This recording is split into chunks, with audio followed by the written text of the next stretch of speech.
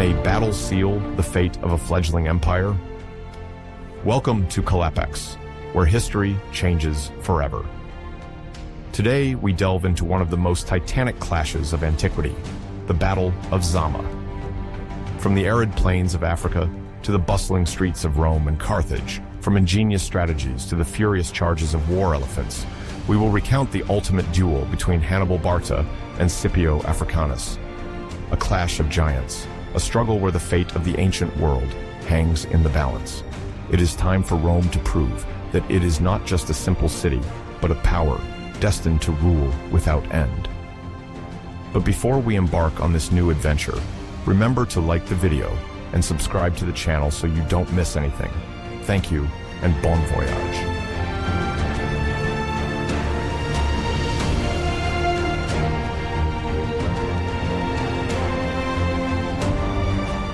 In the 3rd century before Christ, the Mediterranean world was a vast arena of interactions, rivalries, and alliances among various civilizations. For today's audience, accustomed to the existence of clearly defined nation-states, it might seem complex to grasp the political reality of that time. However, it is in this bustling and often tumultuous context that two major centers of power emerged: Rome, in full expansion on the Italian peninsula, and Carthage, a city of Phoenician origin that had become a formidable maritime power. To understand the origins of the Second Punic War, it is essential to comprehend the overall geopolitical balance of the ancient Mediterranean, to see how Rome and Carthage emerged as major powers, and to look into the First Punic War, which profoundly shaped their relationship. Our journey through time begins in 218, before Christ, to lay the essential groundwork for understanding the conflict that would once again pit the two cities against each other and seal their fate.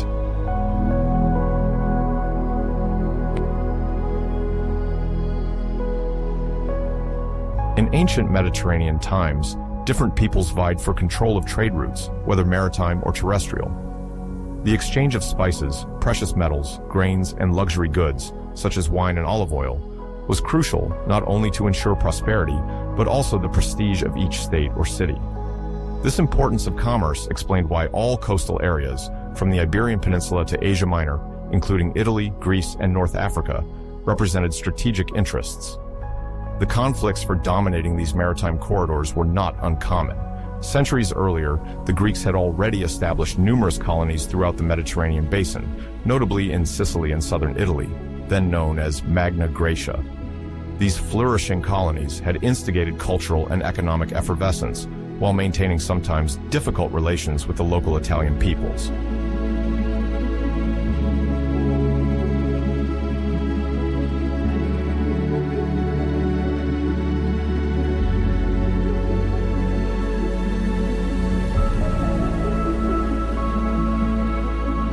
By the end of the 4th century before Christ, Rome was still primarily focused on the Italian peninsula. According to tradition, its birth as a city-state dated back to the 8th century before Christ, but its rise to power was gradual. Initially confined to a regional environment, it had gradually extended its authority over neighboring towns and peoples. Through a series of alliances and wars, Rome had come to dominate most of southern and central Italy, assimilating or subjugating different communities it encountered. The military strength of Rome relied on an army of citizen soldiers. Every male citizen, according to his means, was called to serve in the legions, fostering a strong sense of belonging and unwavering discipline. This organization allowed Rome to create, over time, an efficient and adaptable war machine.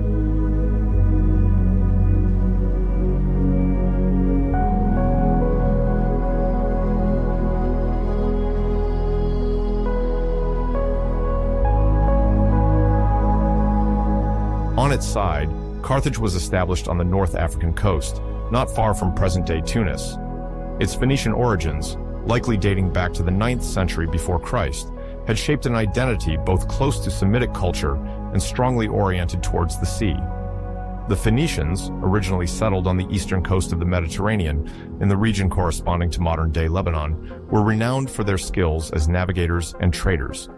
Carthage inherited this expertise and developed an extensive trade network, stretching from the Strait of Gibraltar to the eastern edges of the Mediterranean. The city had gained considerable wealth through maritime trade. It imported raw materials, exported manufactured goods, and also acted as an intermediary for the trade of slaves and agricultural products. Furthermore, it maintained an important diplomatic network and trading posts in various regions, notably in Sicily, Sardinia, and present-day Spain, referred to as Iberia by the Romans.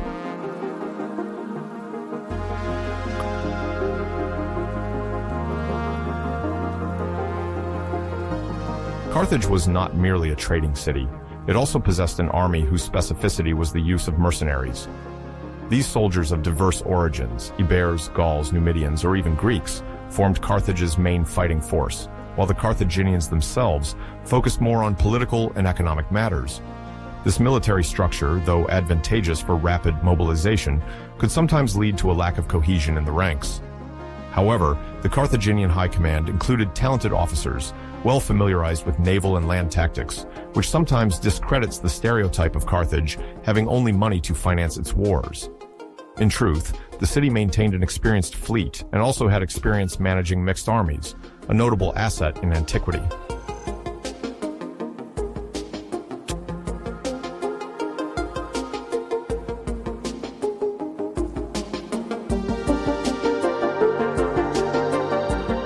To complete the Mediterranean picture of this era, other powers should not be overlooked.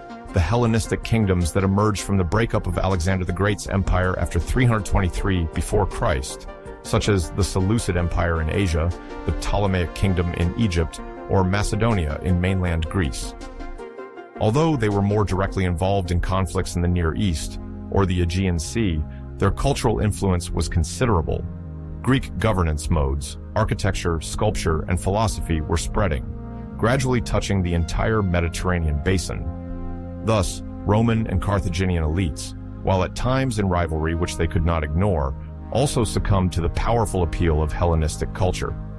Diplomatic exchanges, even though alliances often remained shifting, reinforced this cultural osmosis.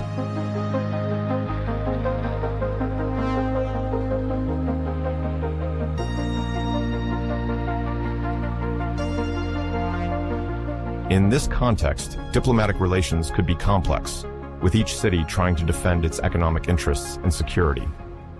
Clashes were frequent, ranging from mere sporadic raids to prolonged and costly wars.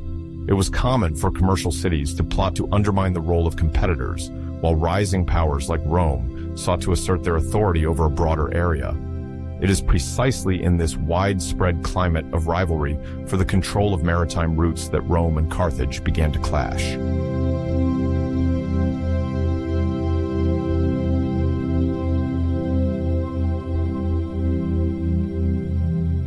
The first major conflict between them, called the First Punic War, from 264 to 241 before Christ, can be seen as the logical consequence of competition between two powers that, until then, had mainly ensured they did not collide directly.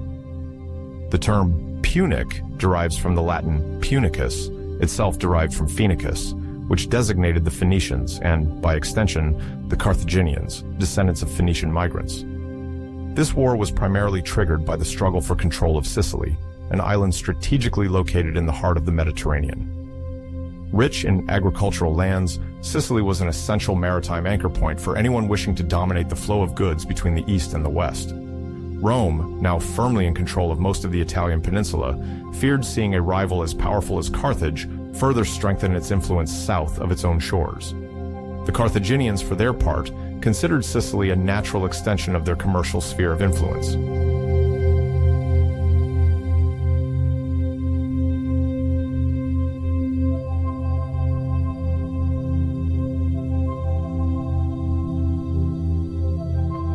The exact trigger of the First Punic War is sometimes described through the episode of the Mamertines, Campanian mercenaries settled in the city of Messina at the northeastern tip of Sicily. They had sought Roman assistance to counter Carthaginian and Syracusan pressure. Rome, seeing an opportunity to gain a foothold on the island, intervened militarily. Very soon, the one-time action turned into a larger conflict. The confrontations took place both on land and at sea, forcing Rome to strengthen its fleet, which had been less developed than that of Carthage. A notable feature of this war was Rome's capacity for innovation, as it adapted some Carthaginian naval techniques and notably introduced the corvus, a movable bridge for boarding, to fight in close combat as it did on land. This ingenuity helped balance the scales in naval battles, where Carthage traditionally excelled.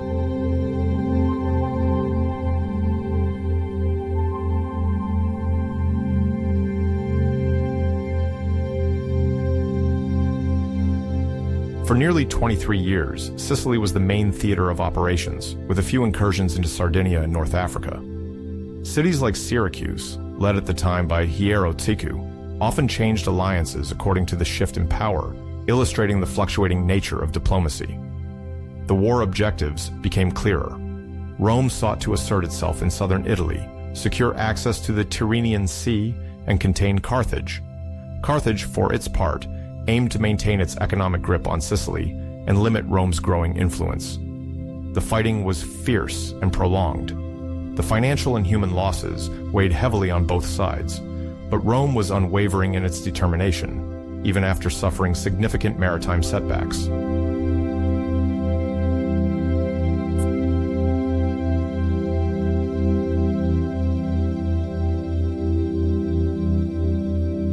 Finally, the First Punic War ended in 241 before Christ with Rome's victory. One of the decisive battles took place near the Aegates Islands, off the coast of Sicily, where the Carthaginian fleet suffered a decisive defeat. Cornered, also facing internal challenges due to mercenary revolts, Carthage had to sue for peace. The terms of the treaty were particularly harsh for the North African city. It had to cede Sicily to Rome, pay a large war indemnity, and evacuate all military presence from the island. From an island associated until then with regional power conflicts, Sicily thus became Rome's first province, a territory administered directly by a governor sent from Rome. For Carthage, the loss of Sicily was a considerable setback, both economically and strategically. Beyond depriving the city of substantial revenues, this defeat also dealt a blow to its prestige and to the confidence it inspired in its allies.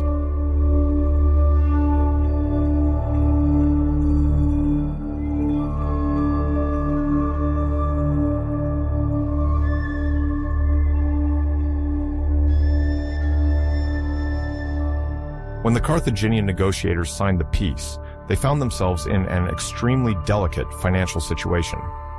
Facing this reality, the Carthaginian elites had to react quickly. Carthage turned to an ambitious economic recovery policy, seeking to preserve its commercial influence and to open new maritime or land routes that could compensate for the heavy losses suffered. The city had a valuable asset: its geographical position on the North African coast, at the center of the Western Mediterranean basin, with an extensive trade network connecting Africa, Spain, often referred to as Iberia, Sardinia, and more broadly, other regions of the Inner Sea. Despite the difficulties, Carthage endeavored to maintain its commercial ties with many foreign partners, emphasizing its recognized expertise in navigation and negotiation.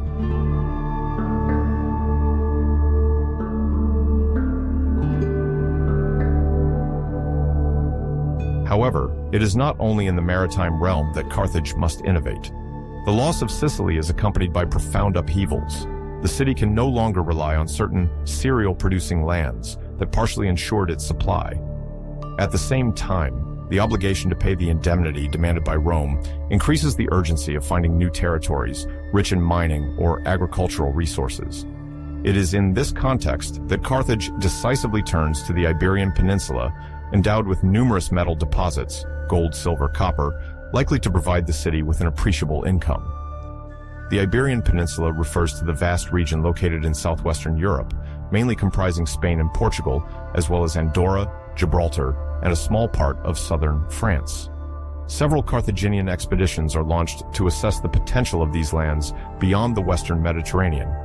Quickly, colonies and trading posts are established along the coasts to secure the transport of precious metals and other coveted goods.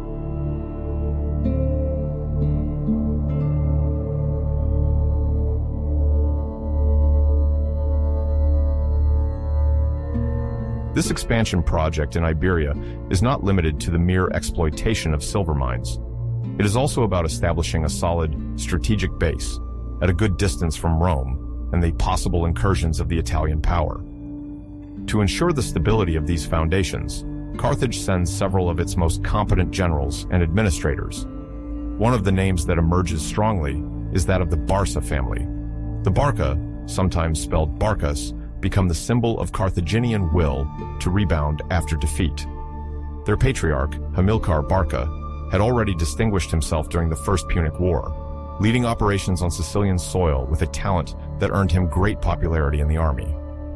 When he is sent to Iberia, he dedicates himself to establishing not only a defensive network, but also a system of territorial control through the establishment or reinforcement of citadels.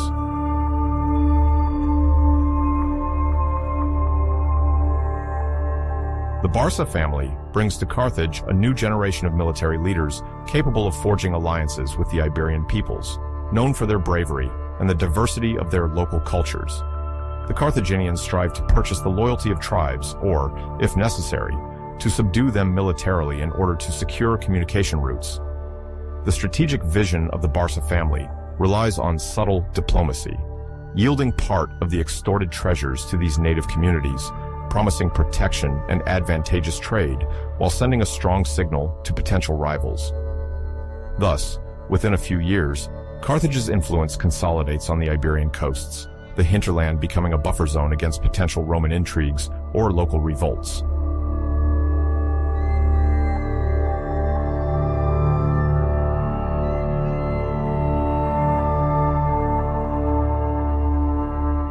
The Carthaginian treasury, depleted in the aftermath of the war, begins to slowly refill thanks to the exploitation of Spanish mines and customs revenues levied on goods transiting through Carthaginian ports. This economic recovery, although uneven and slow, strengthens the cohesion of the city and enables it to contemplate the modernization of its commercial fleet. The shipyards resume their work to build or repair merchant ships specialized in long-distance connections in order to supply Carthage with metals, slaves, and exotic products.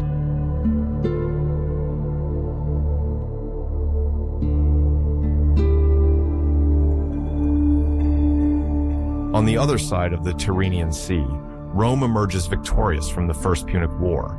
But far from boasting, it knows that its triumph was long and arduous. The idea of seeing Carthage regain ascendancy is not dismissed, as the African city remains a solid naval and commercial power, despite the loss of Sicily. In the immediate term, Rome turns to a process of consolidating its new possessions. Sicily, in particular, becomes the first Roman province in history, administered differently from the annexed territories of the past. This institutional innovation responds to the need to manage a non-Roman population on a strategic island, while ensuring a continuous flow of wheat and taxes to the Italian peninsula.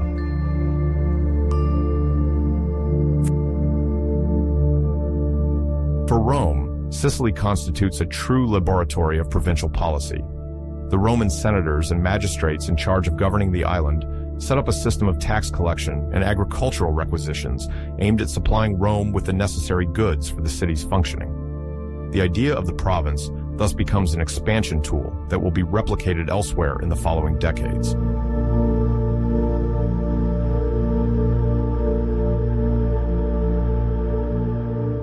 Parallelly, the Roman Republic is extending its influence to the north, in the region then referred to as Cisalpine Gaul. This area roughly corresponds to the Po Valley, a fertile land populated by Celtic tribes that Rome often considers unruly.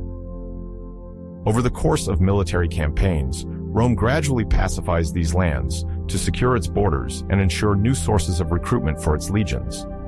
The establishment of Roman colonies, called coloniae, in these territories allows not only to relieve the city of Rome from an excess population, but also to serve as military and administrative support points. The Roman influence thus makes itself felt not only in Sicily, but also in the north of Italy, significantly broadening the area under Roman control.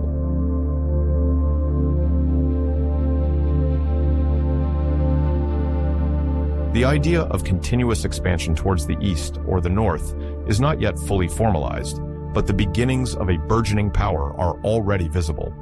The Roman senators and magistrates, motivated by the recent victory, encourage a mentality of conquest and exploitation that shapes the framework of Roman policy in the following generations. This dynamic strengthens the army of citizen soldiers, which remains the backbone of the Republic.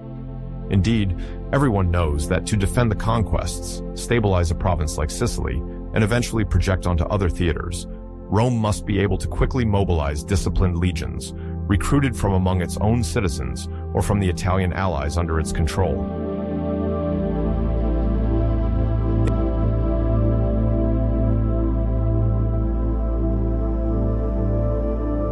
In this period of reconstruction and rising power, two societal and military organizational models stand in contrast. Rome maintains its tradition of an army of citizen soldiers, recruited primarily from the free men of the city and allied towns in the peninsula. Every Roman citizen is keen to defend the community, convinced that fulfilling military service is an honor and an important stage of public life. Soldiers, trained in legionary maneuvers and subjected to strict discipline, develop a strong sense of belonging to the Republic. The Roman generals, most often members of the senatorial aristocracy, value this cohesion, believing that civic spirit enhances resilience and fighting spirit.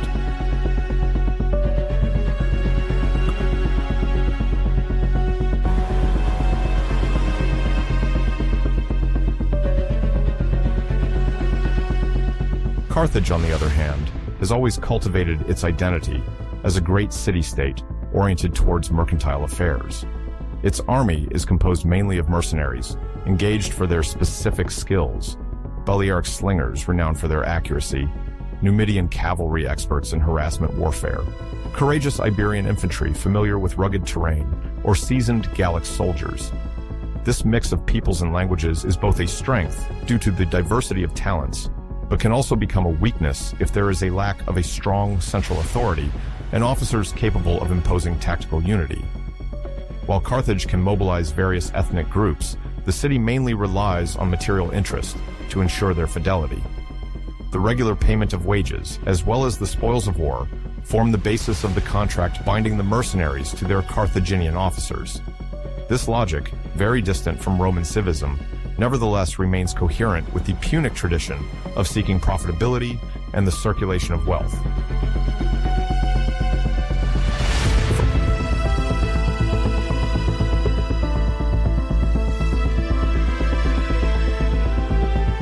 Furthermore, the Carthaginian elite is structured around the great merchant clans and influential families in the city's senate. Commercial affairs remain essential for Carthage's prosperity. The maritime routes, linking both the Mediterranean east, sub-Saharan Africa, via caravan routes, and the west, support a large-scale trade that partially finances the maintenance of the armed forces and reconstruction after the war. Roman society, on the other hand, relies on increasingly vast agrarian lands, distributed among the great patrician and wealthy plebeian families.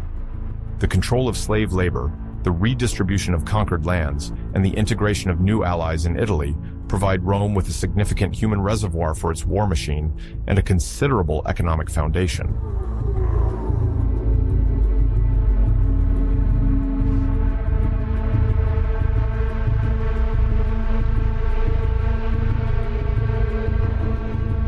At the turn of the 3rd century before Christ, Carthage already had several renowned military figures, but the most notable remains that of Hannibal Barca. His name is today closely associated with the Second Punic War. To better understand his rise, we must first look into his family heritage, as Hannibal is the son of Hamilcar Barca, a Carthaginian hero of the First Punic War. The name Barca probably comes from the Phoenician word meaning thunderbolt or lightning, a symbolic reflection of a lineage ready to strike fast and hard. Hamilcar distinguished himself by his strategic mastery and exceptional tenacity, especially during the last years of the First Punic War, when Carthage was fighting to retain its possessions in Sicily. The young Hannibal, raised within this warrior household, grew up with the conviction that he would have a crucial role to play in avenging the Carthaginian honor and facing Roman power one day.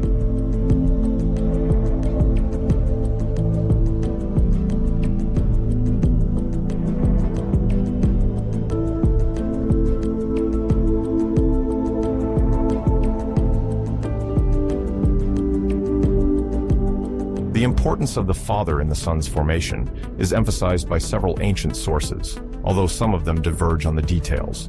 Hamilcar, proud of his heir, ensured to pass on the art of war and the foundations of tactics to him. He practiced various siege techniques, initiated in naval tactics, even if he excelled more in terrestrial warfare, and learned to negotiate with local leaders. Some ancient historians report that during his childhood, Hamilcar made Hannibal take a solemn oath to never become a friend of Rome. Modern specialists debate the authenticity of this anecdote, but literary tradition has preserved it as an essential symbol of Hannibal's determination. According to this version, the child would have placed his hand on an altar, swearing eternal hostility to Rome. This promise, whether real or more legendary, illustrates the already palpable tension between the two cities and the destined path of the future Carthaginian general.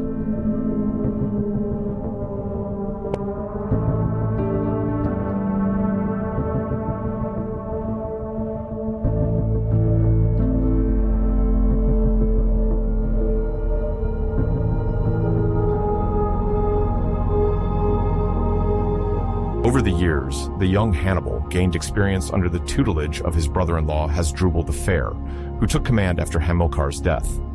He continued his military apprenticeship in the Iberian Peninsula, managing both diplomacy with local tribes and expansion campaigns. This period of adolescence and young adulthood forged the reputation of a charismatic leader, capable of inspiring both fear and respect. Upon Hasdrubal's death in 221 before Christ, Hannibal, then about 26 years old, was chosen to succeed him at the head of the Carthaginian troops in Iberia. Although relatively young, he could already boast solid military experience and enjoyed growing popularity among the soldiers, whom he knew how to reward and motivate. This mutual trust between Hannibal and his army would become one of Carthage's main assets in the following years.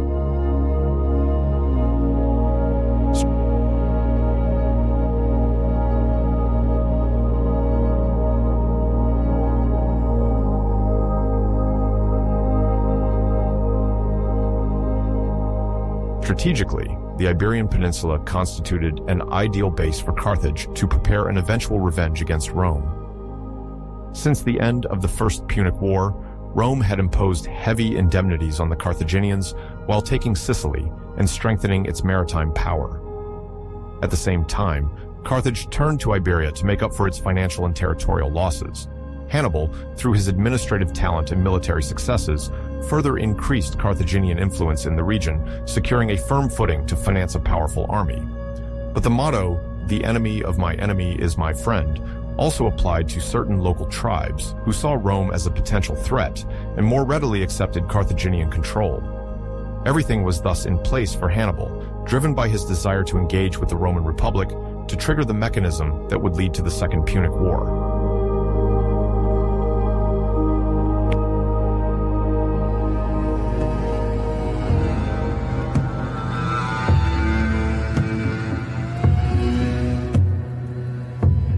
In 219, before Christ, Hannibal decided to target the city of Saguntum, located on the eastern coast of the Iberian Peninsula.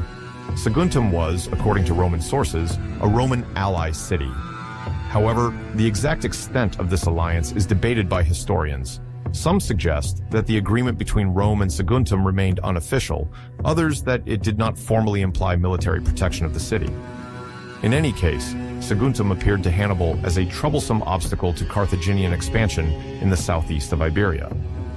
Economically prosperous and politically close to Rome, the city constituted a powerful symbol of Roman influence beyond Italian borders.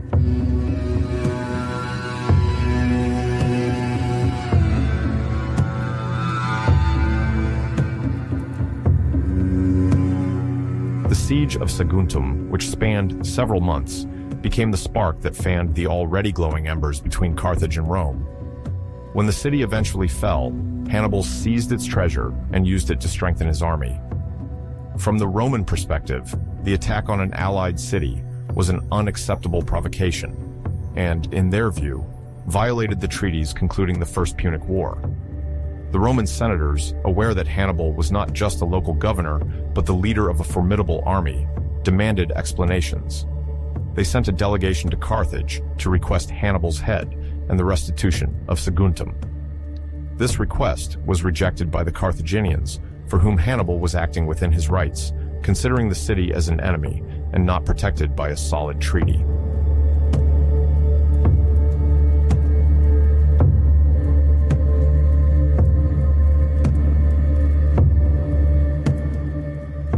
The diplomatic situation quickly deteriorated. In 218, before Christ, taking the Carthaginian response as insulting, the Roman Senate declared war on Carthage. This event can be seen as the official launch of the Second Punic War, which occurred less than 2 decades after the previous one. But while the immediate cause of the conflict was the capture of Saguntum, the underlying backdrop reflected a much deeper rivalry. Rome feared the strengthening of Carthage in Iberia, while Carthage viewed Roman interventions as an illegitimate interference in its sphere of influence. This diplomatic break marked a major turning point in the history of the ancient Mediterranean, as it led to a frontal clash between two powers now determined to achieve hegemony.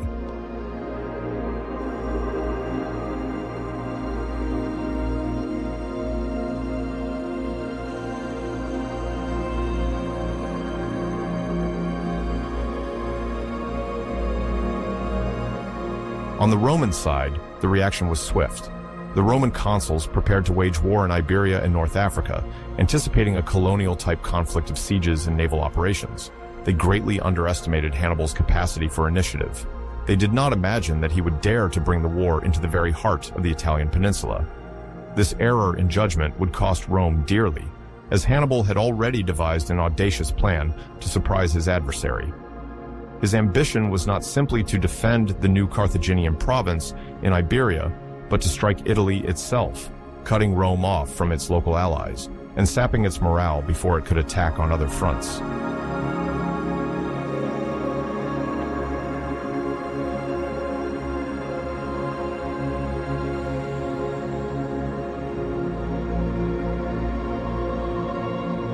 Hannibal's decision to cross the Alps remains one of the most famous episodes in ancient military history.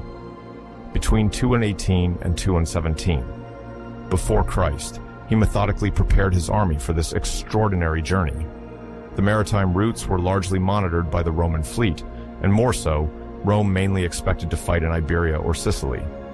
By opting for a land invasion of Italy from the north, Hannibal was devising an improbable plan that would pay off richly if successful. His tactical reasoning was clear: bypass the Roman naval defenses and surprise the legions, which seemed more vulnerable to him on their own soil if the attack came from an unexpected direction. The logistical challenge was colossal, conducting thousands of soldiers, horses, and war elephants through steep valleys and mountainous passes, often snow-covered for much of the year.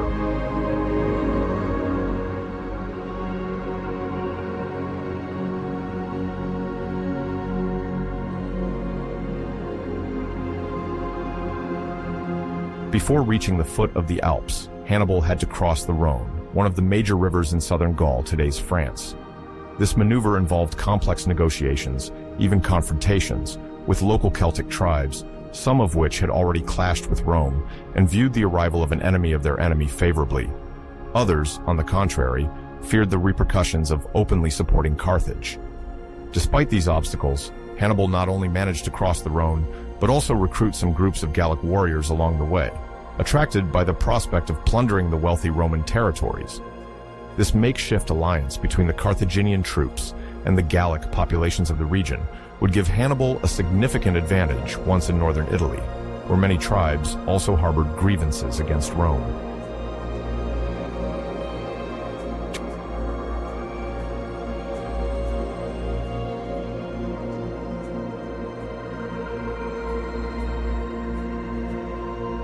To organize the Alpine crossing, it was necessary to aim for passes that were passable at the end of the mild season, before the perpetual snows made the route impractical. Historians have debated for centuries the exact route Hannibal took. Some suggest the Col du Petit Saint-Bernard, others the Col de la Traversette, and still others Montgenèvre. The ancient accounts collected from Polybius and Livy are often imprecise or contradictory. However, these testimonies agree on the harshness of such a journey.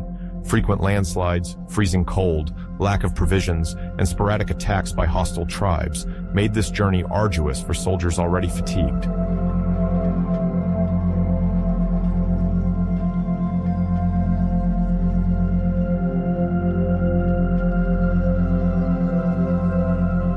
The elephants, emblems of Carthaginian military power, played an important psychological role.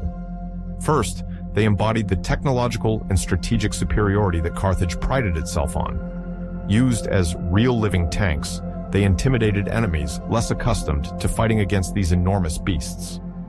However, they also represented a formidable difficulty during the crossing of the snowy passes. Their large feet sank into the snow, and their handlers, called mahouts, had to constantly ensure they did not slip on the mountain's steep slopes. Despite these constraints, Hannibal deemed the elephants indispensable for the morale of his own men, the cohesion of his army, and the impact to come against the Roman lines, which were unaccustomed to such adversaries.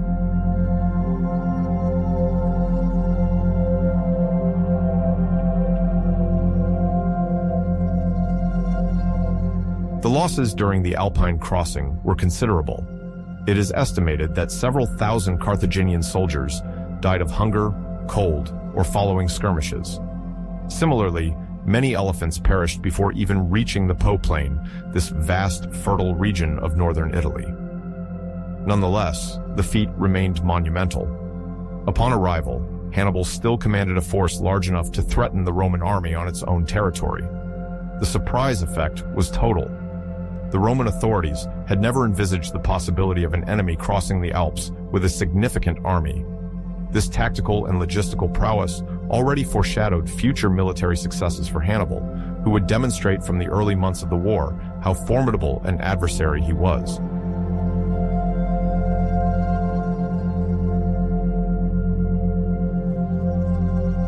The first decisive test of this audacious land campaign took place near the Trebia River, in the region of Cisalpine Gaul, in the northwest of present-day Italy.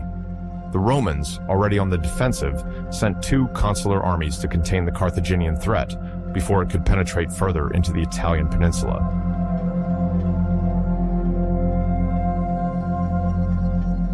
The Battle of the Trebia likely took place at the end of December 218 before Christ. The Romans, led by consul Tiberius Sempronius Longus, had just reached the vicinity of the river to join their colleague Publius Cornelius Scipio, father of the future Scipio Africanus, already wounded in a previous skirmish with Hannibal. The Roman command was thus divided, which sparked disagreements on the tactics to adopt. On his side, Hannibal had carefully examined the terrain. Aware of the harsh winter and the geography of the surroundings, he found a place conducive to an ambush. His brother, Mago Barca, was tasked with hiding with a contingent of infantry and cavalry in a hollow where dense vegetation provided ideal cover. The objective was clear: lure the Roman army onto the chosen ground, then launch a surprise attack from behind.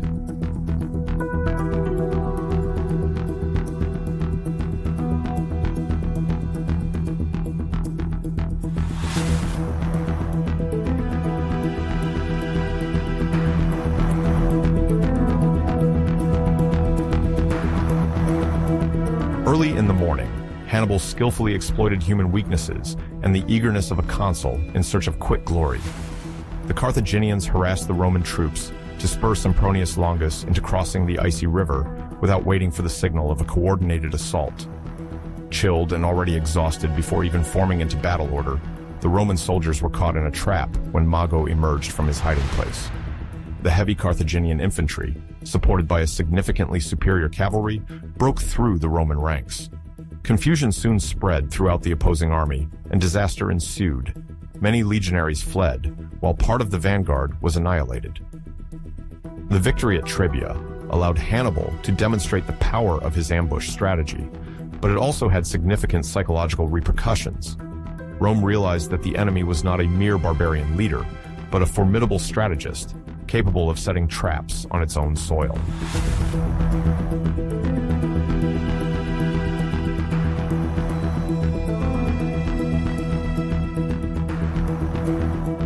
Based on this initial success, Hannibal wasted no time. To capitalize on the element of surprise and the moral advantage gained, he continued his push southward, aiming to consistently defeat the Roman forces. The roads of the Italian peninsula were partly controlled by Roman troops at the time, but Hannibal took advantage of logistical support among the Celtic populations of the Po Valley, who were not inclined to remain loyal to Rome. In the spring of 217, Before Christ, Hannibal undertook the crossing of difficult Apennine passages, hoping to surprise the Romans once more, this time near a great lake in Umbria, Lake Trasimene. The Roman consuls, aware of the severity of the threat, offered command to Caius Flaminius, a consul known for his determination, albeit sometimes impulsive.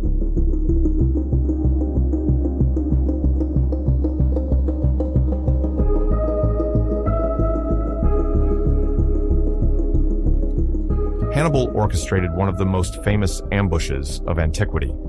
He spotted steep hills bordering Lake Trasimene, thus creating a natural corridor where an army could be trapped and attacked from all sides. During the night, he positioned his troops on the wooded heights, leaving only a bait force visible to invite the Romans to march confidently.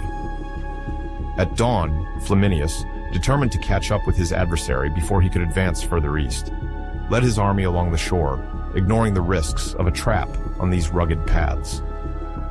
As soon as the first Roman lines found themselves in the narrow passage between the mountain and the lake, the hidden Carthaginians sprang forth. The cavalry descended on the rear, while the infantry moved down from the heights to cut off any retreat.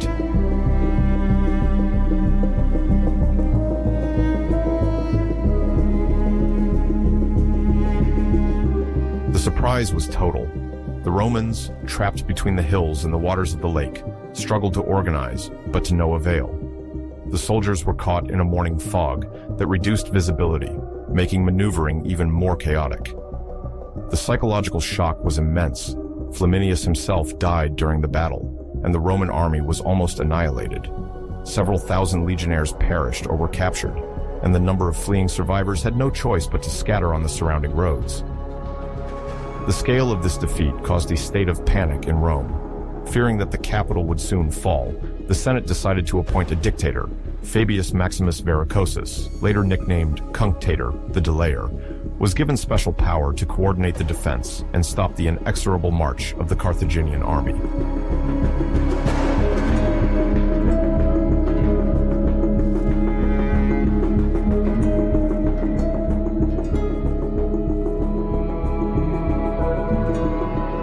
Despite this succession of Carthaginian victories, Hannibal did not march directly on Rome. Knowing the demographic and military strength of the Roman Republic, he preferred to continue his strategy of undermining the Italic coalition by inciting Rome's allied cities to change sides. The year 216, before Christ, saw the arrival of two new Roman consuls, Caius Terentius Varro and Lucius Aemilius Paulus.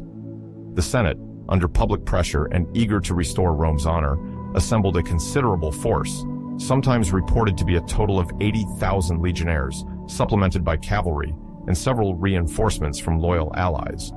The idea was to deliver Hannibal a decisive battle. If the Republic could defeat the invader on an open battlefield, it would regain its usual stability and deter defection.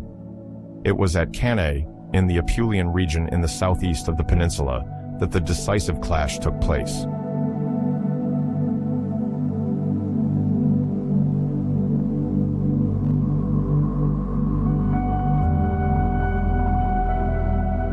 The choice of terrain was largely dictated by the Romans, who, with their numerical superiority, sought an open space to deploy their legions massively.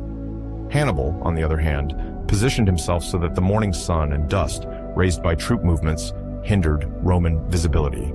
He placed his extremely mobile Numidian cavalry on the wings, while the heavy Carthaginian infantry formed the center. Between the two, he deliberately positioned his African and Iberian infantry in a convex arc to allow a gradual retreat in the middle of the battle. On signal, the Carthaginian troops advanced to meet the impressive Roman mass.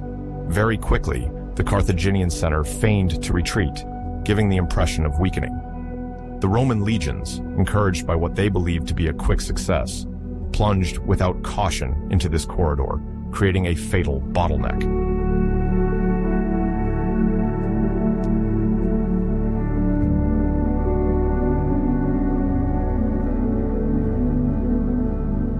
The true Carthaginian maneuver then consisted of the progressive encirclement of the legions. The two Carthaginian wings, supported by their respective cavalries, returned in pincers to attack the Roman flanks. The cavalry, commanded by Hasdrubal or Mago, according to some accounts, quickly routed the Roman cavalry wing, allowing a swing-back movement on the opposing troops. In less time than it takes to say, the Romans found themselves trapped in such a dense formation that they could barely raise their arms to wield their swords. Facing them, the Carthaginians were perpetrating a true massacre. The toll was appalling. It is estimated that 50,000 to 70,000 Romans were killed or taken prisoner in a single day. The Battle of Cannae remains to this day one of the greatest military disasters in Roman history and a model of tactical maneuver still studied in modern war colleges. It had a devastating effect on Roman morale and led to the immediate allegiance of many southern Italian cities to Hannibal's cause, thus shaking the very foundations of the Roman Confederation.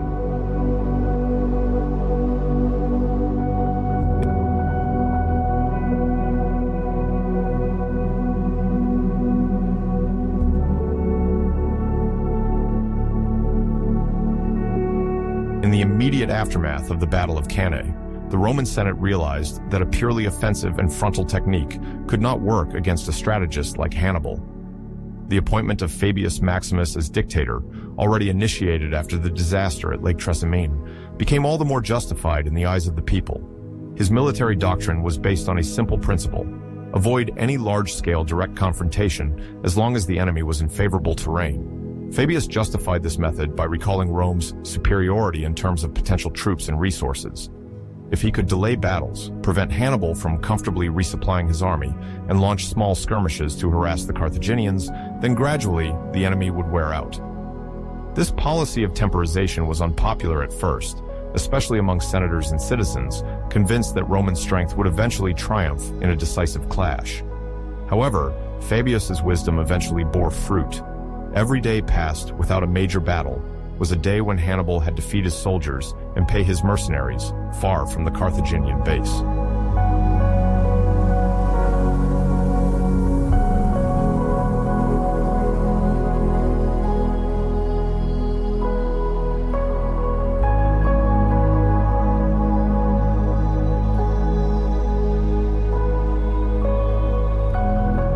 Meanwhile, the Romans endeavored to rebuild their armies. Despite successive defeats and the enormous loss of men at Cannae, the Republic still had a more extensive demographic pool than Carthage. Recruitment campaigns were launched, and the newly raised troops received intensive training. The legions, taken back in hand by Fabius and other generals, gradually adopted new combat techniques. They remained more flexible, better organized, and learned to counter the light cavalry. Thanks to the strict discipline imposed in the Roman army, the reconstitution of operational forces was quicker than Hannibal would have thought. The senators, instead of panicking, decided to levy new taxes and borrow funds from wealthy families to finance the war. Even troubled, the Roman system showed impressive resilience.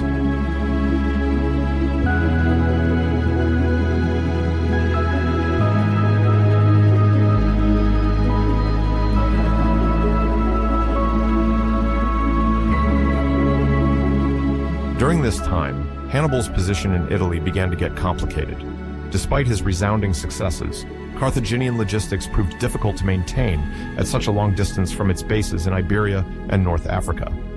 Hannibal hoped that Rome's Italian allies would rebel en masse, but the major defections were concentrated in the south, without completely breaking Italic cohesion. Moreover, some Carthaginian generals, remaining in Spain or Sicily, struggled themselves to contain the Roman advance in other theaters of operation. Although Hannibal continued to move throughout Italy, seeking the most advantageous position to engage in new battles, the Romans carefully avoided confronting their enemy in open terrain.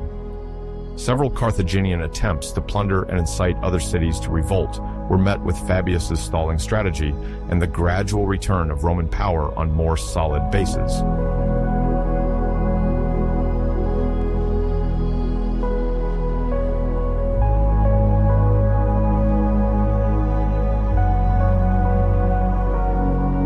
The dogged resistance of Rome transformed the situation into a war of attrition. Roman forces continued to grow, and although the losses had been horrific, the military machine of the Republic still functioned. Supply lines, protected by the fortified cities of Campania or Latium, ensured the sustenance of the new armies in the process of formation. The Carthaginians, on the other hand, had to negotiate the loyalty of the territories they had conquered or rally the local populations to obtain provisions. In this tense and prolonged climate, Hannibal sought to force new major confrontations without success.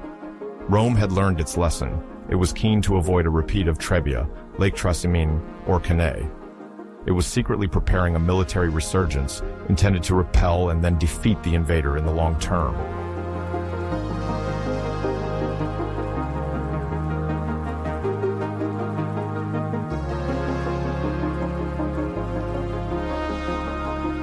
During the Second Punic War, the arrival of a young Roman general on the Iberian scene decisively changed the course of the conflict.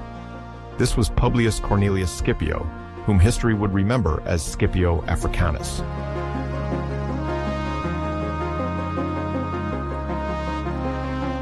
Rome, still shaken by the defeats in Italy, was eagerly seeking a new leader to resume the offensive in the Iberian Peninsula.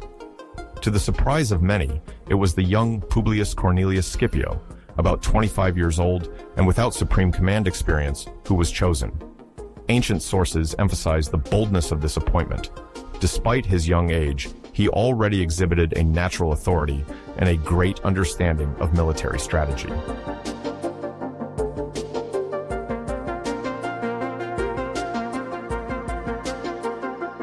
Upon his arrival, Scipio demonstrated a keen sense of initiative by targeting a key point in the Carthaginian setup, Carthago Nova, known in antiquity as New Carthage. This port city, located on the southeastern coast of present-day Spain, served as an essential base for Carthage for storing loot, weapons, and provisions. It was also a vital commercial hub, thanks to its sheltered port and strategic position near the region's silver mines. For an ambitious conqueror, seizing Carthago Nova offered a triple advantage, directly weakening Carthaginian finances, depriving Hannibal of a crucial logistical hub, and bolstering the reputation of the Roman commander. The capture of the city occurred in 209 before Christ, after a lightning operation. Contemporaries were astonished. According to ancient historians, the well-entrenched Carthaginian garrison did not expect such a bold attack. Scipio exploited the natural configuration of the isthmus to conduct a multi-front assault, taking advantage of a low tide in the adjacent lagoon to introduce his troops through a poorly defended passage.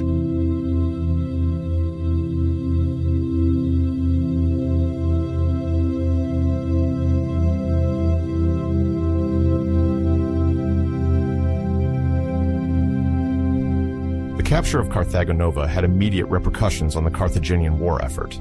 The immense treasure accumulated in the city fell into Roman hands, as did vast stocks of weapons and supplies.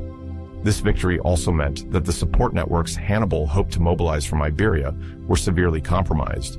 The local inhabitants, weary of Carthaginian hegemony, saw in the capture of this city a sign that the balance of power could shift. Aware of this mindset, Scipio multiplied gestures of goodwill towards the Iberian populations, thus avoiding some Roman mistakes of systematically plundering conquered regions.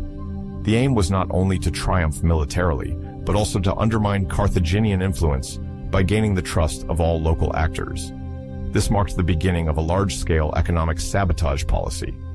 By controlling Carthago Nova, Scipio cut off one of Carthage's financial arteries, while gradually isolating Hannibal, who relied on Iberian reinforcements to support his army in Italy.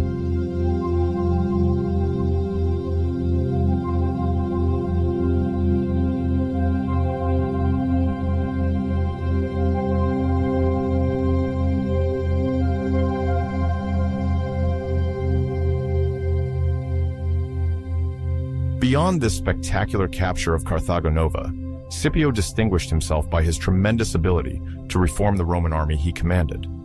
Rome's legionaries were already renowned for their discipline and tenacity, but Scipio introduced tactical improvements to his troops, inspired by both previous experiences and his observations on the Carthaginians' way of fighting. He adjusted the structure of the maniples, these basic units of the Roman army, to make them more flexible on the battlefield, and emphasized continuous training, group cohesion, and the importance of responsive command. According to several historians, he also studied the cavalry and light infantry methods that the Carthaginians used successfully, adapting the Roman organization to better counter these tactics.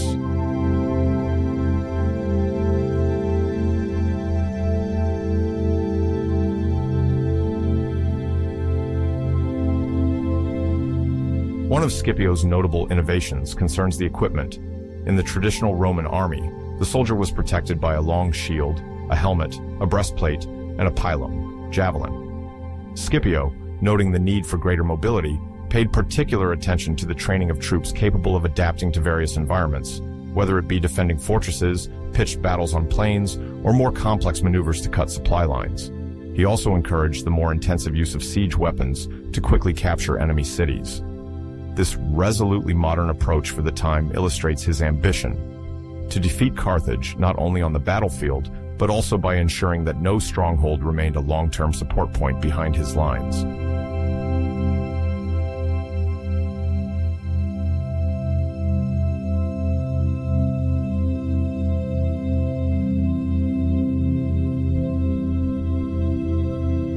He is often compared to Hannibal for his innate tactical sense and his ability to anticipate the enemy's movements. Hannibal was until then considered the greatest strategist of that time, skillful in the art of maneuver and formidable in his encirclement plans. However, Scipio, by studying the successes and methods of his enemy, managed to devise effective counter-strategies.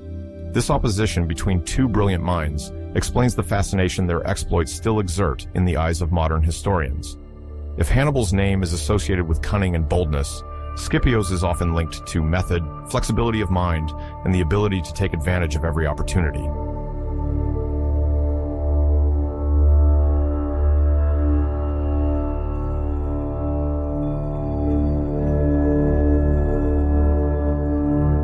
While Scipio accumulated his successes in Iberia, Hannibal, still present in southern Italy, saw his situation deteriorate. The initial plan of Carthage relied on the hope that the rapid conquest of Roman territories in Italy, coupled with the support of certain cities hostile to Rome, would lead to the collapse of the Republic. This strategy was not without logic. Several Italian cities had defected after the Roman defeat at Cannae due to their dissatisfaction with Roman domination. However, for this uprising to grow, Hannibal needed regular reinforcements, both in men and materials. The Carthaginians in Iberia were supposed to provide him with this support. Yet, with the rise of Scipio, these supplies drastically diminished. Supply efforts became risky, and many contingents no longer reached their destination.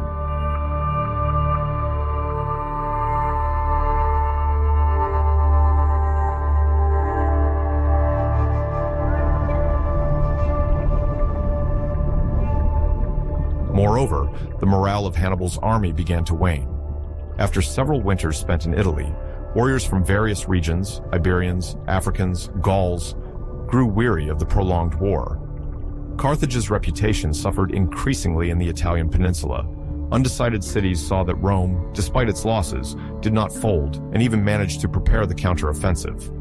In Iberia, the fall of Carthago Nova and the consolidation of Scipio's power were strong signals indicating that Carthaginian expansion now faced a formidable adversary. While Hannibal continued to record some tactical successes in Italy, the strategic victory was slowly slipping away due to the lack of external support.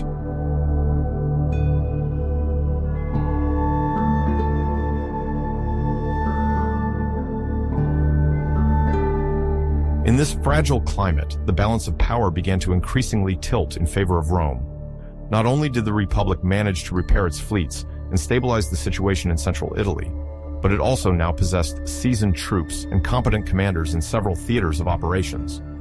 In Hispania, Scipio's reputation grew as he pacified the conquered regions and inflicted new defeats on the local Carthaginian forces, led by leaders like Hasdrubal Barca, Hannibal's brother.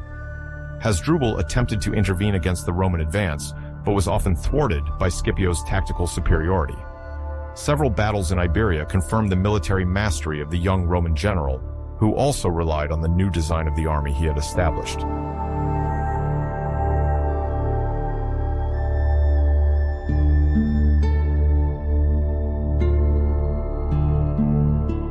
Political tensions in Carthage became a determining factor. The Carthaginian elites, aware of the danger Scipio represented, hesitated between two approaches: sending more resources and reinforcements to Hannibal on Italian soil, or prioritizing the defense of North Africa and the still loyal Iberian possessions. Some influential members of the Carthaginian Council, fearing a direct Roman strike on Africa, advocated for troop redeployment. Others believed that abandoning Hannibal in Italy would be an irreparable admission of weakness, since the initial strategy to defeat Rome was based precisely on the invasion of the Italian peninsula. As a result, debates in Carthage dragged on, and Hannibal never received the flow of reinforcements necessary to turn the tide in his favor. Meanwhile, Scipio exploited every political hesitation of Carthage to strengthen his positions in Iberia and prepare for potentially more ambitious plans.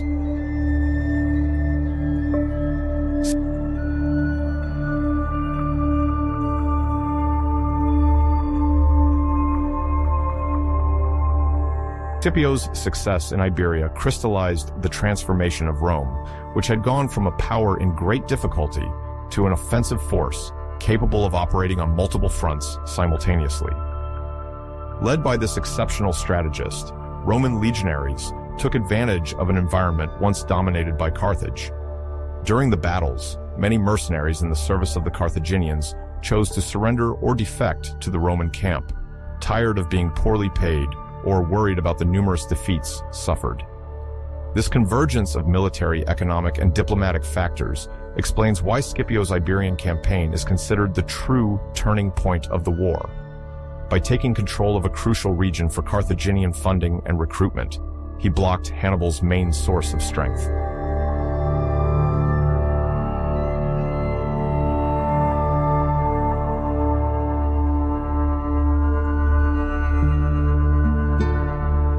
It is in this vibrant context, where each city in the region scrutinizes the evolution of the forces at play, that a bold Roman strategy emerges: to bring the conflict directly to Africa.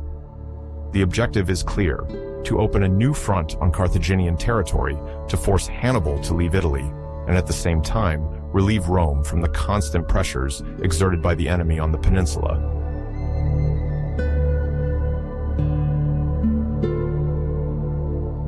At that time, many doubted the feasibility of such an enterprise. Crossing the sea, maintaining a supply line, venturing into partially unknown and potentially hostile lands, these challenges were considerable, even for the growing power of the Roman Republic. Despite these obstacles, the Roman Senate finally gives its approval to Scipio to lead an expedition to North Africa. Under his command, an army of veterans and new recruits is organized, while a solid fleet prepares to sail into the unknown. This decision represents a major turning point in the conduct of the war. Instead of stalling on Italian soil, Rome chooses to strike at the heart of Carthaginian power.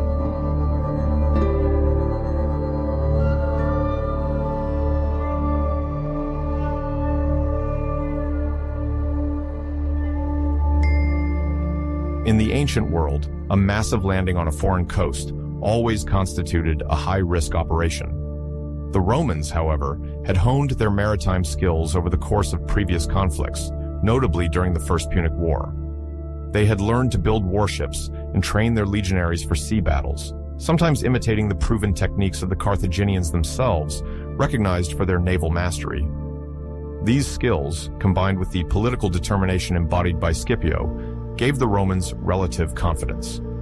Members of the Senate believed that by bringing the war to Africa, they would force Carthage to recall its most formidable troops to defend its own lands, thus diffusing a direct threat to Rome and its Italian allies.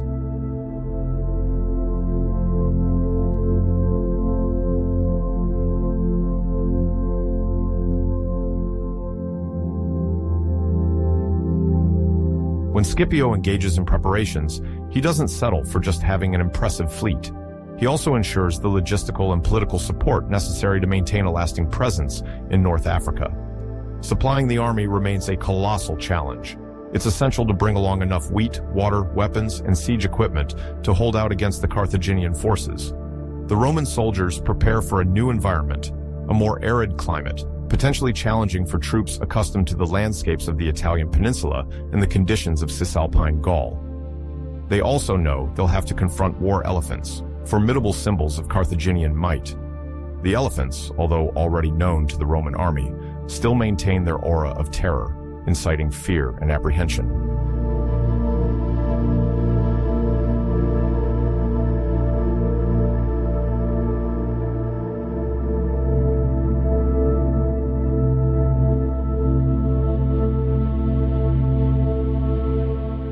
the autumn of 204 before Christ, Scipio and his army set sail for Africa. The legionaries, gathered in a transport convoy and protected by warships, crossed the sea over a challenging distance for the time. Winds, currents, and even storms could threaten the expedition. But the fleet manages to navigate under relatively favorable conditions, at least sufficiently to land near Utica, a port city of great strategic importance. Utica, located near Carthage on the African coast, serves as a potential base for Roman operations. Controlling the area around Utica allows the establishment of a first foothold and secures maritime communication lines to Italy. On site, Scipio sets up his camps and organizes his troops to face the initial Carthaginian resistors.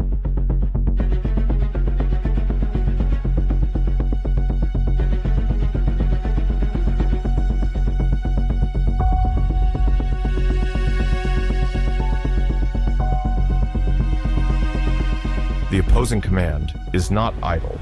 On the Carthaginian side, two major figures emerge to counter the Roman offensive: Hasdrubal Gisco and Syphax.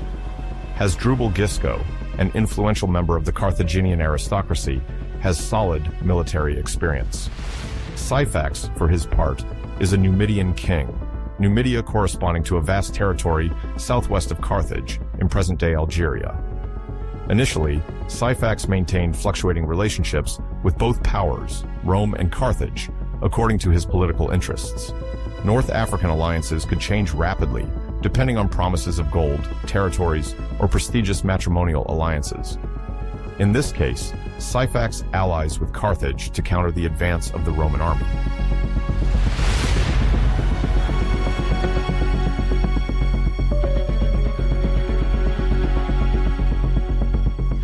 Upon their arrival, the Romans realized that the terrain is not only one of pitched battles, it's also one of diplomacy and indirect strategy. To solidify their presence, they seek the support of local leaders willing to oppose Carthage. One of these potential allies remains Massinissa, another Numidian leader who aspires to rule over the entire Numidia. In his youth, Massinissa had already interacted with the Carthaginians, sometimes fighting alongside them in Iberia. However, circumstances have evolved. Carthage is weakened financially and politically since the First Punic War, and the current power often delays rewarding its African allies. Rome, on the other hand, is willing to offer prestige and riches to those who support its cause.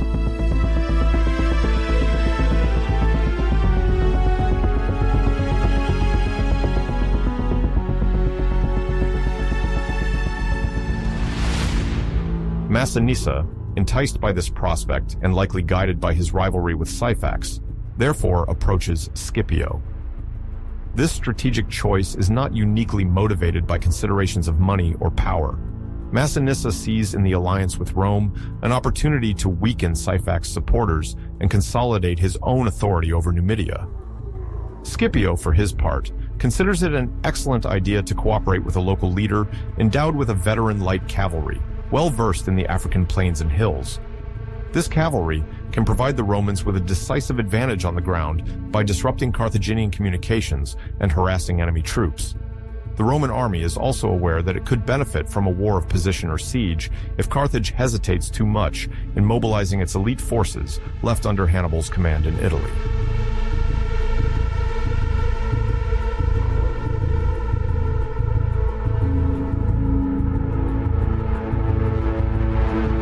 Faced with this growing threat, Hasdrubal Gisco and Syphax attempt to mount an immediate resistance. They gather as many mercenaries as possible, sometimes recruiting from local tribes, and prepare to attack or contain the Roman advance. Among the first clashes, violent skirmishes quickly attest to Scipio's tenacity. Instead of retreating into a purely defensive posture, the Roman general organizes targeted raids against enemy encampments. Surprise and legionary discipline play to his advantage, destabilizing the Carthaginian forces and their allies. However, Carthage retains a major asset. Hannibal, Rome's sworn enemy, is still in Italy, and his prestige does not wane in the eyes of his supporters.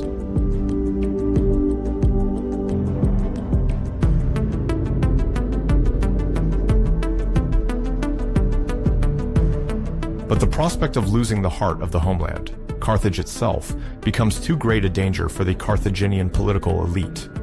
Despite the frustration caused by the potential defeat that withdrawing from Italy might signify, it becomes increasingly imperative to recall Hannibal to protect the mother city. Some members of the Carthaginian oligarchy would have preferred to keep Hannibal on Italian soil as long as possible, hoping he would weaken Rome at home. However, the concrete threat now looming over North Africa overturns the political dynamic. Rather than risking a siege of Carthage and a total loss of their African territories, the Carthaginian leaders prefer to bring back their best captain.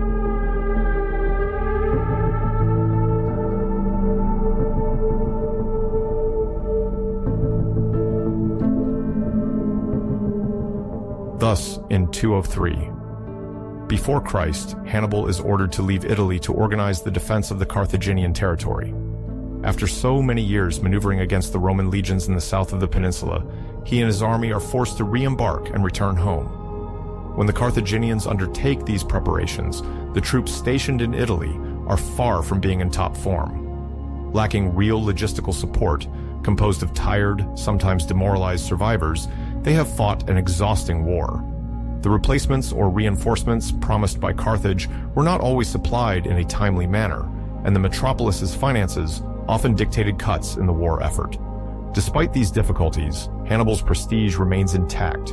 His troops, although diminished, maintain a deep attachment to their leader, whose past successes and reputation continue to inspire fear in the enemy and respect among allies.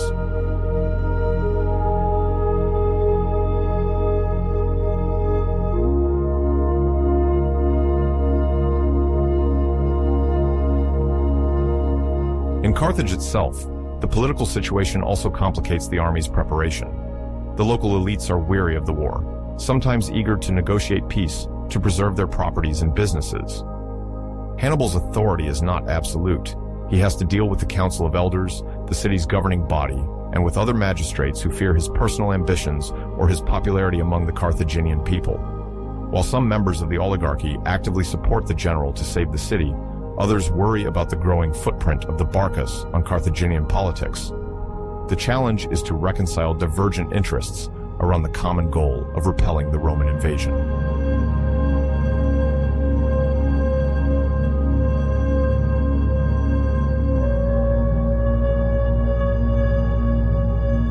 In the morning of the year 202, before Christ, in the plains not far from the city of Zama, in present-day Tunisia, two armies face each other for a confrontation that will decide the outcome of the conflict between Carthage and Rome. Both commanders have carefully chosen their terrain.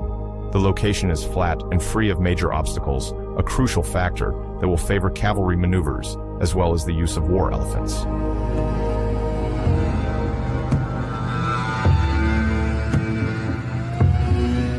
The Roman formation, under the command of Scipio, opts for a triplex acies formation, meaning a layout in three distinct lines of legionnaires. The first line consists of the hastati at the front line. The second, called the principes, consists of more seasoned soldiers. Finally, the third, that of the triarii, are veterans skilled in the art of war. This strategy is specifically designed to limit the impact of a frontal charge by elephants, offering corridors or empty spaces between the various cohorts, so that the pachyderms, if necessary, can charge through these gaps without breaking the ranks.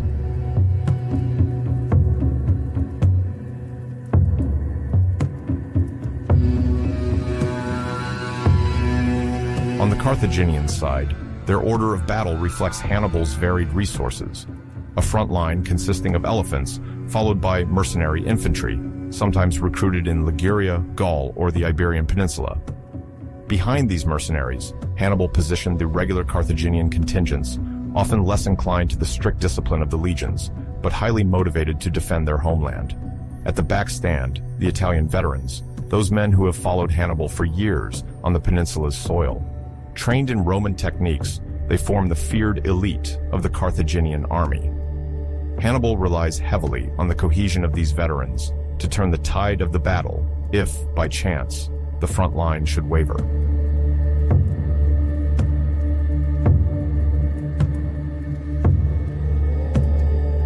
As the first light of day emerges, each soldier stands at his post, aware of the imminence of a decisive clash. Officers give their final instructions. one can see the mahouts, elephant handlers, bustling around the beasts, while Roman trumpets sound to command silence and focus. The men, charged with adrenaline, feel the historical weight of the moment. The future peace of the Western Mediterranean will depend on the outcome of this battle.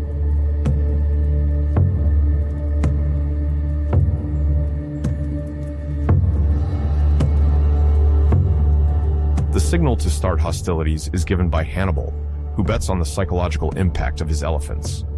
These massive animals, particularly imposing, launch in the front line, led by their mahouts, and intended to sow terror among the Roman ranks.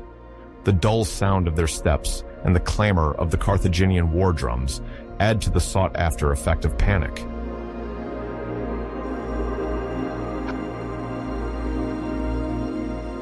However, Scipio does not passively endure this charge. The Romans have prepared a specific response. Between each maniple, a tactical unit of the legion, free aisles facilitate the movement of the pachyderms. As soon as the elephants approach dangerously, the frontline legionaries wave their spears, make their shields resonate, and use trumpets to startle the beasts. Several mahouts try to maintain control by shouting orders at their mounts, but the general cacophony eventually confuses many of the elephants. Some bolt to the right or left, out of the initial formation, while others, wounded by Roman javelins, begin to charge into their own Carthaginian lines.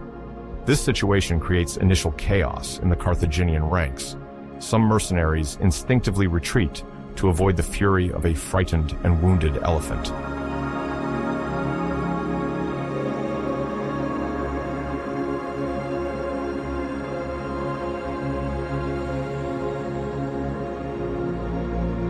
Despite some animals managing to break or temporarily disrupt the Roman front line, the strategy put in place by Scipio pays off.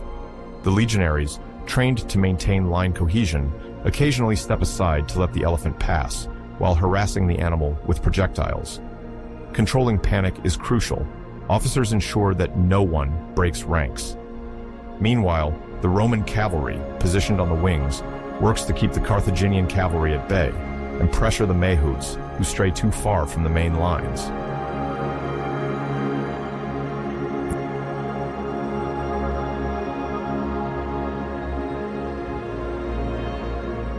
Very quickly, the initial wave of elephants runs out of steam, and the element of surprise Hannibal hoped for fails to devastate the legions.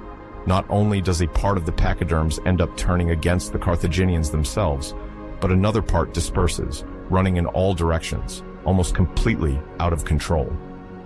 This first phase of the battle, which was supposed to weaken Rome, therefore ends in a partial failure for Hannibal. The Carthaginian general then resolves to engage his infantry to directly confront the Roman lines.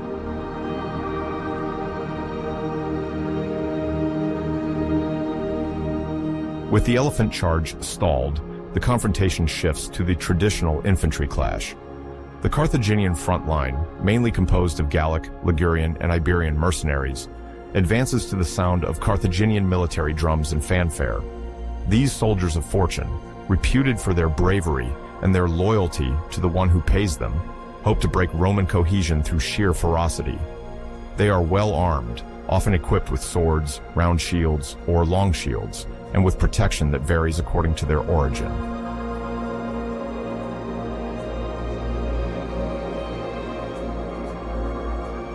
In front of them, the Roman hastati, the first wave of fighters, await the signal. A relative silence settles in the Roman ranks, because Scipio wants to control the exact moment when the legionaries will launch their pilum, the heavy Roman javelin. When the appropriate distance is reached, a cloud of pila, plural of pilum, falls upon the Carthaginian infantry line, causing immediate losses and disrupting its advance. Immediately afterward, with the repeated cry of Roma, the hastati rush for hand-to-hand combat.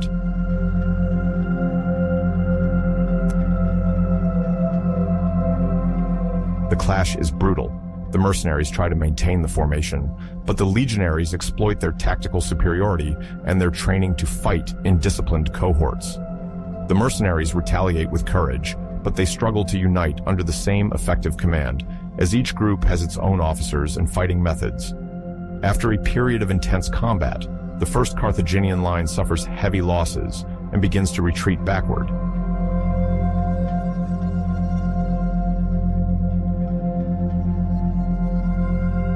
As the mercenaries pull back, they collide with the Second Carthaginian line, composed of soldiers recruited locally from the Carthaginian territory and other international mercenaries. However, this second line is not immediately ready to open its ranks to let the men of the first wave regroup. As a result, confusion reigns. Some flee, others seek to continue the fight, while the Carthaginian officers strive to restore a semblance of order. Hannibal, situated on higher ground in his arrangement, tries to rally his men. He knows that the center of his army cannot completely break under penalty of leaving the victory to Rome.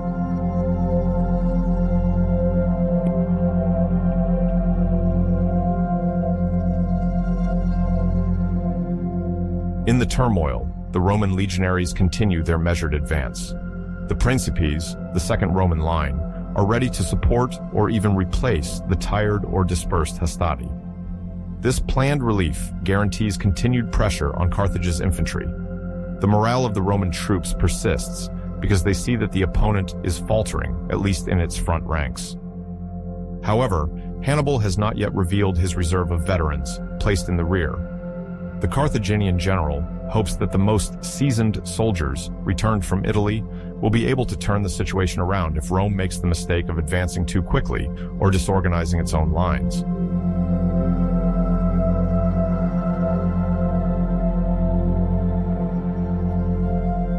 While the infantry is tearing each other apart, another front rages on the wings, the cavalry. On the Roman side, the presence of heavy cavalry, reinforced by the Numidian allies, led by King Massinissa, proves crucial. The Numidians are recognized for their skill in bareback riding and relentlessly harassing the enemy. They excel in quick assaults and diversionary maneuvers.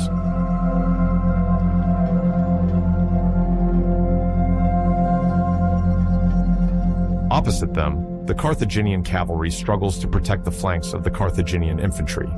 However, it probably lacks the same discipline and cohesion as the Numidians, who defected in favor of Rome after complex political alliances. Massinissa, motivated by the prospect of regaining his throne in Numidia and driving Carthaginian influencers from his territories, shows total commitment. His light cavalry, fast and agile, seizes every opportunity to disrupt the Carthaginian movements.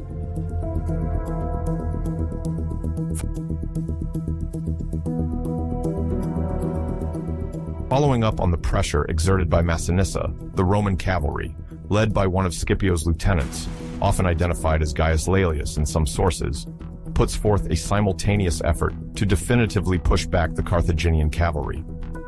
Sensing that Carthage's troops are beginning to lose ground, Laelius launches a coordinated attack on the right flank, while Massinissa, on the left side, intensifies the pursuit.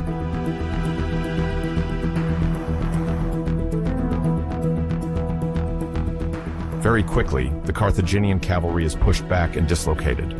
Some withdraw into the plain, attempting to flee through the dust and screams. Others fall from their horses under enemy blows. When the Roman and Numidian riders push their Carthaginian counterparts away, they are not content to just disperse them. They immediately return to the center of the battlefield. It is this turning movement that will decide the fate of the battle. By coming back behind the Carthaginian infantry, the Roman cavalry, supported by Massinissa, can now encircle Hannibal's troops.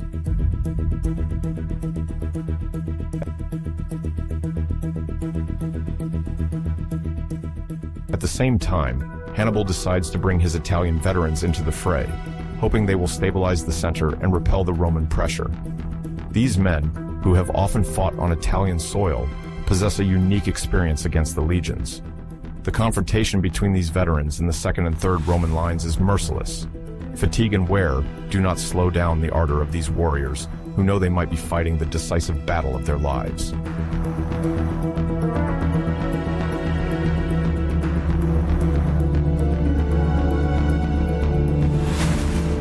Nevertheless, the encirclement gradually takes shape.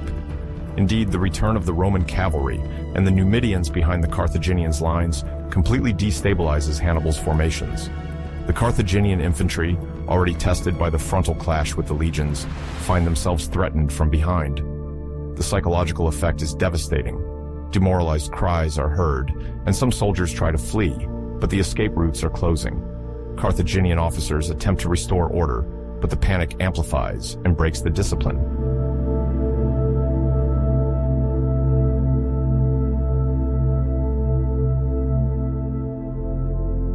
The Romans, aware that victory is within their grasp, do not let up the pressure. The cohorts advance, the gladii, those famous Roman swords, cut down enemy fighters in a dull sound of metal and flesh.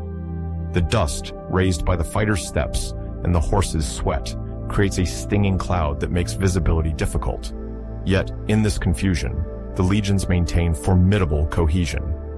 Scipio, monitoring the advance from the rear, does his utmost to coordinate the final effort and prevent the victory in sight from turning into a dangerous skirmish if a pocket of veterans resisted for too long.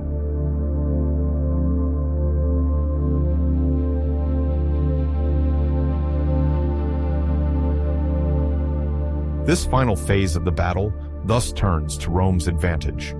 The Carthaginian troops, encircled, can no longer maneuver. Some mercenaries surrender or throw down their weapons in an attempt to escape death. The Italian veterans fight fiercely, often refusing to retreat, but the overwhelming Roman numbers and the action of the cavalry behind them make the situation untenable. The result is a massacre. Ancient accounts speak of thousands of dead and wounded on the Carthaginian side, while the Roman ranks, although affected, have far fewer losses due to the tactical advantage exercised throughout the battle.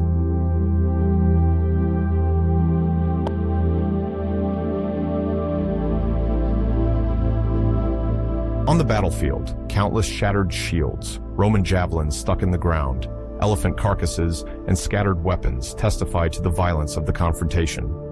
The legionaries, victorious but exhausted, hold captives and gather what can be salvaged. The Roman officers consolidate the area, while messengers are sent to inform Scipio of any sectors still contested. But the main body of Hannibal's army is no longer in a condition to continue the fight. The defeat is clear-cut and indisputable.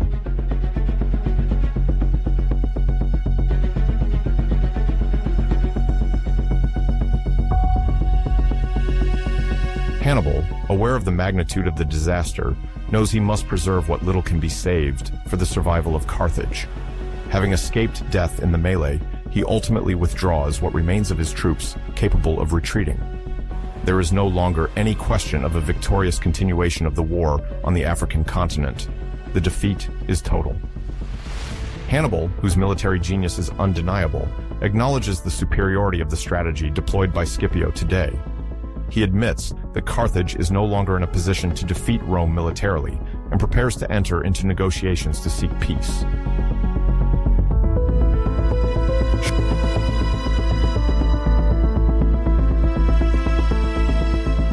Shortly after, he meets Scipio or his emissaries, probably as a shrewd negotiator rather than a humiliated vanquished. For the Romans, this victory is overwhelming, and the honor of the Republic is intact. Scipio, in agreement with the Roman Senate, will dictate extremely harsh peace terms for Carthage, officially ending the Second Punic War. The decisive victory of Scipio immediately earns him popular favor and the admiration of the Roman people. He receives the nickname Africanus, an honorary title highlighting that he defeated Carthage on its own territory. This nickname makes him one of the most admired generals of the Roman Republic, in the direct line of historical figures who have managed to expand and save Rome at critical moments. Strategically, the Battle of Zama seals the fate of Carthage as a major rival power to Rome. After this defeat, the Punic city would endure hefty financial penalties and the loss of a large part of its empire to Rome, as well as a prohibition from conducting any military action by itself. Henceforth, the Roman Republic becomes the predominant force in the Western Mediterranean basin. The path is wide open for Roman hegemony, which, in the decades to come, will extend further to other territories, thanks notably to the confidence gained at Zama and the moral supremacy resulting from this resounding victory.